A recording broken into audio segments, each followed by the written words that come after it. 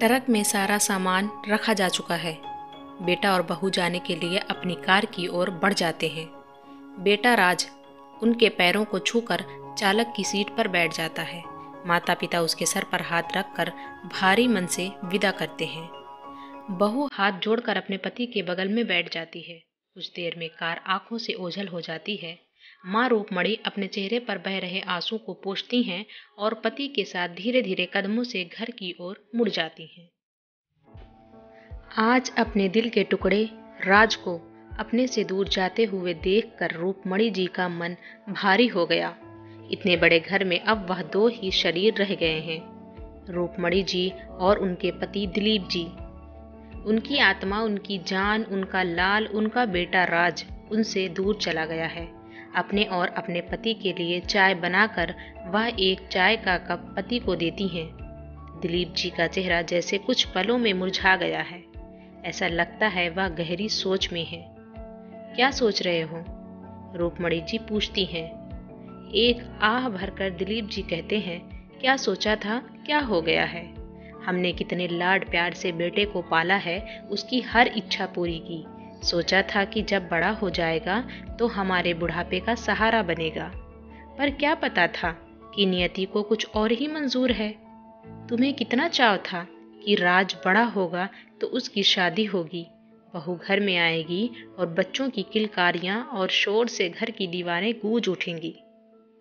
अब यह दीवारें सूनी हो गई, एकदम खामोश और वीरान, क्योंकि बेटे बहू ने अपनी अलग दुनिया बसा ली है। जब राज ने बताया कि वो अपनी सहपाठी को पसंद करता है तो माँ बाप ने बेटे की पसंद को अपना लिया और धूमधाम से राज की शादी उसके कॉलेज की सहपाठी से करा दी। काजल सुंदर है, बड़े घर की लड़की है।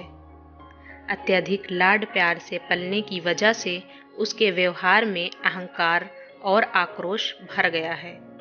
रूपमणी जी ने सोचा कि बहू आएगी तो वह दोनों मिलकर खूब बातें करेंगे और घर का सब काम मिलजुल कर करेंगे, पर नहीं, काजल को रसोई से चिढ़ थी। रसोई के नाम से मुंह बना लेती। रूपमणी का हाथ तो क्या बांटती, उसका गीला तौलिया तक तो राज सूखने को डालता है। काजल को न रसोई न घर के किसी काम में रुचि है। उसे तो क्लब और होटल में अपनी सहेलियों के साथ ताश खेलने का शौक है। हर दूसरे दिन उनके घर में पार्टी होती है जिसमें मांस और शराब का सेवन होता। बस यही सब काजल को पसंद था। ऐसे नहीं है कि उन्होंने काजल को नहीं समझाया, राज से भी बात की, पर काजल ने तो यहाँ तक कह दिया कि अगर उन्हें सब कुछ अच्छा नहीं लगता तो वो अलग हो जाते हैं। उन्हें उम्मीद थी कि उनका बेटा तो बहू को समझाएगा, पर वह जोरों का गुलाम ने काजल को समझाना तो दूर, उसका साथ दिया। बहू और बेटे ने अलग फ्लैट ले लिया और वहीं शिफ्ट हो गए। समय तो रुकता नहीं, चलता रहता है। अब माँ बाप को भी बेटे के बिना रहने की आदत हो गई थी।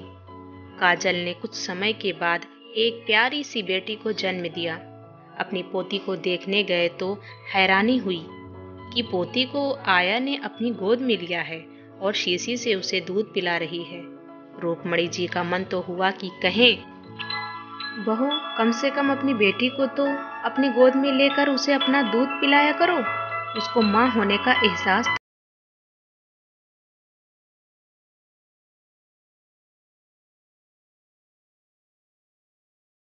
कि अपनी पोती को बड़ा होते देखेंगे, उसको साथ खेलेंगे, और उनके सारे अरमान बहू की जिद और आधुनिक विचारधारा में बह गए। एक दिन रात के करीब 3 बजे होंगे, दरवाजे की घंटी बजती है। कौन हो सकता है?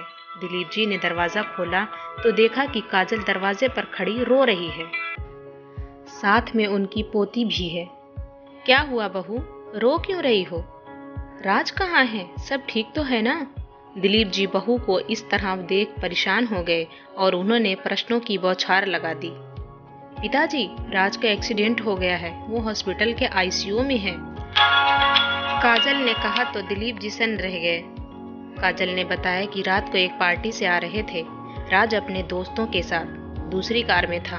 कार एक दोस्त चला रहा था, उसने कुछ ज्यादा ही पी ली थी। एक ट्रक के साथ उनका एक्सीडेंट हो गया था। कार में बस राज ही बचा है। बाकी 3 दोस्तों की मौके पर ही मौत हो गई है। जीवन ने एक और करवट ली। कल को क्या होना है कौन जानता है। रूपमणि जी और दिलीप जी जैसे माता पिता की प्रार्थना रंग लाई। राज 3 महीने के बाद जब ठीक हो गया तो हॉस्पिटल से दिलीप और रूपमणि जी बोले, बेटा अच्छा हो गया, कल उसकी छुट्टी भी हो जाएगी, हम चलते हैं, अपना ध्यान रखना। काजल बोली, हमें नहीं साथ लेकर जाएंगे।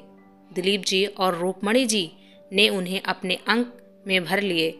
आसमान में संध्या की लालिमा से मौसम सुहाना हो गया है। उड़ता पंछी शाम को अपने घोंसले में लौट आया है।